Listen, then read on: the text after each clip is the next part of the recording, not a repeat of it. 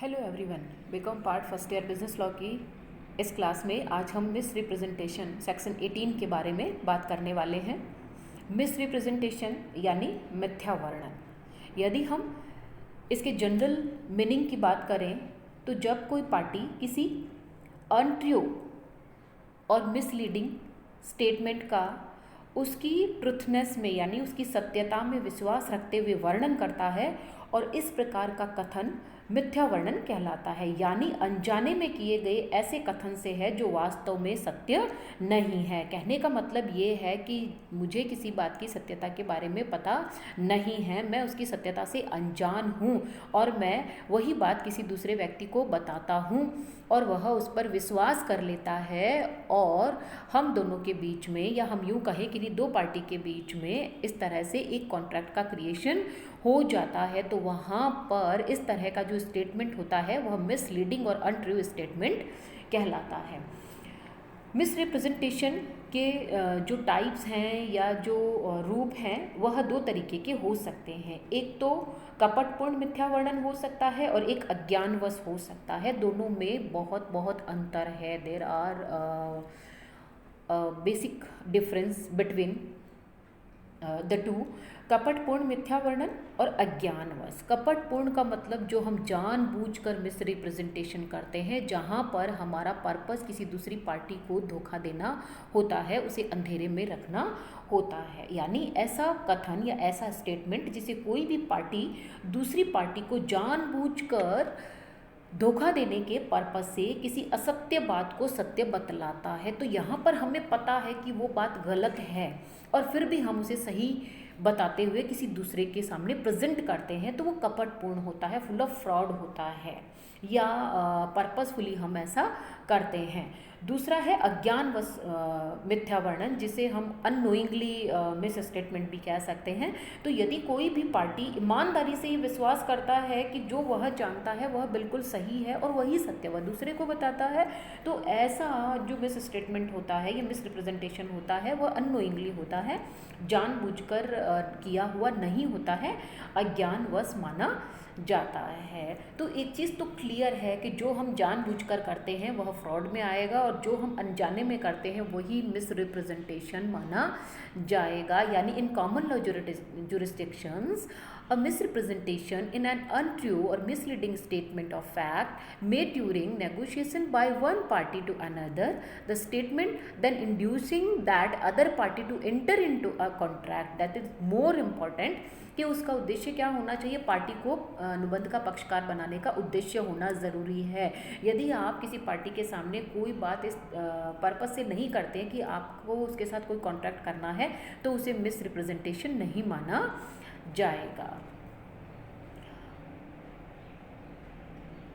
अब हम भारतीय अनुबंध अधिनियम की धारा 18 की फिर से बात करें या हम सेक्शन 18 को देखें तो 18 सेक्शन का एनालिसिस करने पर हमें कुछ चीज़ें और मिस रिप्रेजेंटेशन के बारे में पता चलती है, जो हमारी मिस रिप्रेजेंटेशन की जो डेफिनेशन है उसको और ज़्यादा क्लियर करती हुई चली जाती हैं। तो सेक्शन 18 हमें कहता है कि मिस रिप्रेजेंटेशन पॉजिटिव असर्शन होता है। अंडर सेक्शन 18 क्लोज 1 हमें ये बताता है कि जब कोई पार्टी या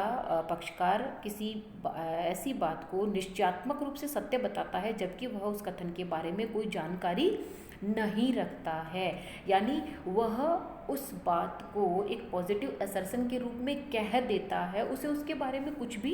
नहीं पता है लेकिन वह उसकी सत्यता के बारे में विश्वास करता है, यानी उसे विश्वास है कि जो उसे पता है वही सही है। तो यह पॉजिटिव असर्शन यानी निश्चयात्मक कथन भी मिथ्या वर्णन हो सकता है। अर्थात ऐसे कथन को मिथ्या वर्णन केवल उसी दशा में माना जाएगा जबकि मिथ्या वर्णन करने वाले पक्षकार के पास इस प्रकार का विश्वास करने का कोई ठोस आधार नहीं है। यानी मेरे पास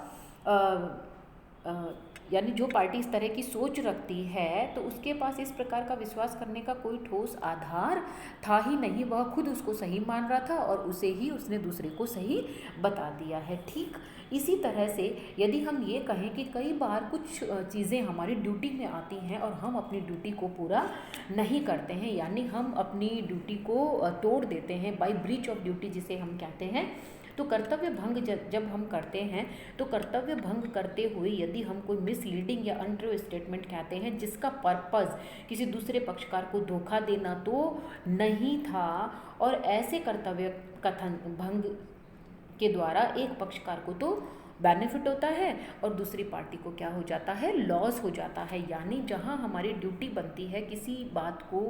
कहने की, तो हमें अपनी ड्यूटी को पूरा करना होता है, और यदि हम अपनी ड्यूटी को तोड़ देते हैं, अपनी ड्यूटी को फुलफ़िल नहीं करते हैं, और ऐसा करने say that is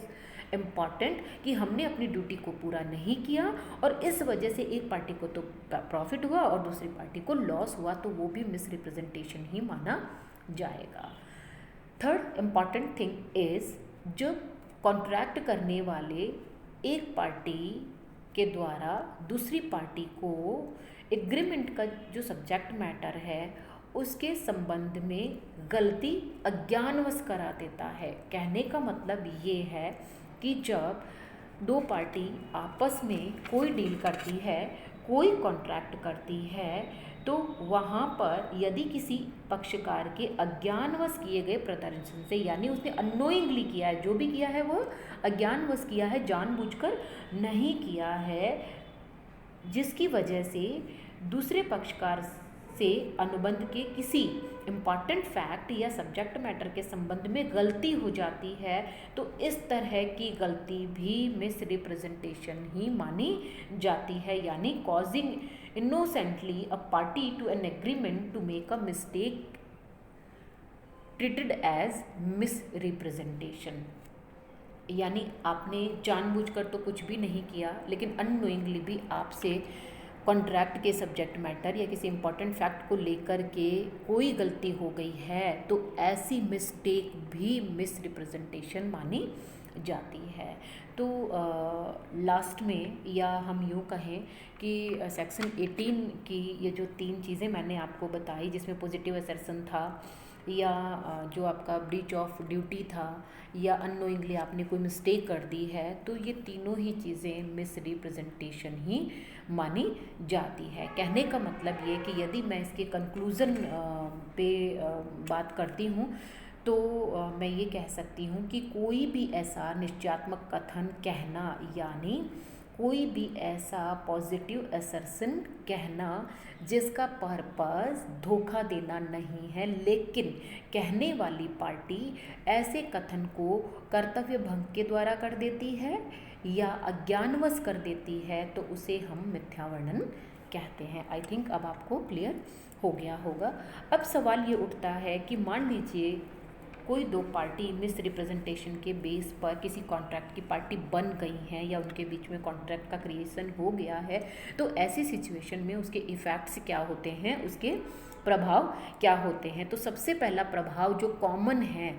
under section 19 वो है कि कॉन्ट्रैक्ट आपका वॉइडेबल कॉन्ट्रैक्ट बन जाता है जब कोई अनुबंध मिथ्या वर्णन के द्वारा सहमति प्राप्त करके किया जाता है। यानी जब कोई कॉन्ट्रैक्ट मिसरिप्रेजेंटेशन के बेस पर बनता है तो अनुबंध पीड़ित पक्षकार की इच्छा पर, यानी at the desire of the aggrieved party, वह वॉइडेबल होता है। यानी यदि पार्टी चाहे तो उसे निरस्त भी कर सकती है और यदि पार्टी चाहे तो उस अनुबंध को वह पूरा भी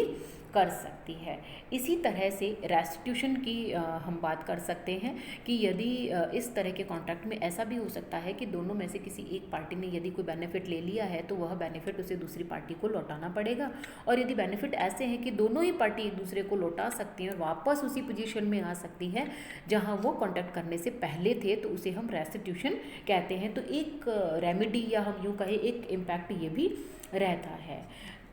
नेक्स्ट इम्पॉर्टेंट जो इफ़ेक्ट है एफर्मेशन ऑफ कॉन्ट्रैक्ट का, अनुबंध की अभिपुष्टि का, कि यदि पीड़ित पक्षकार चाहे तो वह अनुबंध की अभिपुष्टि भी कर सकता है तथा अनुबंध की सभी शर्तों को पूरा करने एवं अपने को इस स्थिति में रखे जाने के लिए दूसरे पक्षकार को बाध्य भी कर सकता है। यानी वह कॉन्ट्रैक्ट को पूरा करने के लिए भी कह सकता है और दोनों पार्टी अपने अपने प्रॉमिस को पूरा भी कर सकते हैं। नेक्स्ट एंड लास्ट पॉइंट है राइट्स ऑफ कॉम्पनसेशन का, क्षतिपूर्ति के अधिकार का, कि सामान्य रूप से मिथ्या वर्णन से प्रभावित पीड़ित पक्षकार अनुबंध से संबंधित दूसरे पक्षकार से क्षतिपूर्ति प्राप्त करने का अधिकारी नहीं होता, लेकिन कभी कभी पीड़ित पक्षकार क्षतिपूर्ति की मांग भी कर सकता है, डिमांड भी कर सकता है। और ऐसा कंपनी के केसेस में होता है when company issued a prospectus for issuing it's shares. जब प्रोस्पेक्टस इशू होता है तो उस समय जो एक्सपर्ट्स होते हैं या प्रोस्पेक्टस इशू करने के लिए जो रिस्पॉन्सिबल पार्टीज़ होती हैं वह उस प्रोस्पेक्टस में या उस प्रविवरण में कोई मिसलीडिंग स्टेटमेंट का पब्लिकेशन करवा देती हैं या पब्लिश करवा देती हैं। और ऐसी स्थिति में यदि किसी पार्टी ने उस प्रोस्पेक्टस को देखते हुए या उसमें जो स्टेटमेंट उन्होंने दिए हैं उन स्टेटमेंट्स को देखते हुए कंपनी के शेयर खरीद लिए हैं और ऐसी परचेज से या ऐसे शेयर की खरीद से उनको कोई लॉस होता है, तो ऐसी सिचुएशन में कंपनी को उन शेयर होल्डर्स को कंपनसेट करना ही होता है। तो at last we can say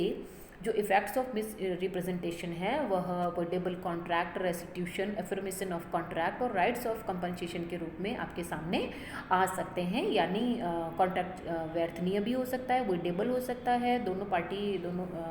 जो दोनों से बेनिफिट एक दूसरे ने लिए हैं वह एक्सचेंज कर सकते हैं, वापस एक दूसरे को लौटा सकते हैं, वह चाहे तो उस कॉन्ट्रैक्ट को पूरा भी कर सकते हैं यानी अफर्मेशन ऑफ कॉन्ट्रैक्ट। और यदि पार्टी को नुकसान हुआ है तो कभी कभी मिस रिप्रेजेंटेशन के इफेक्ट में ये एक चीज़ और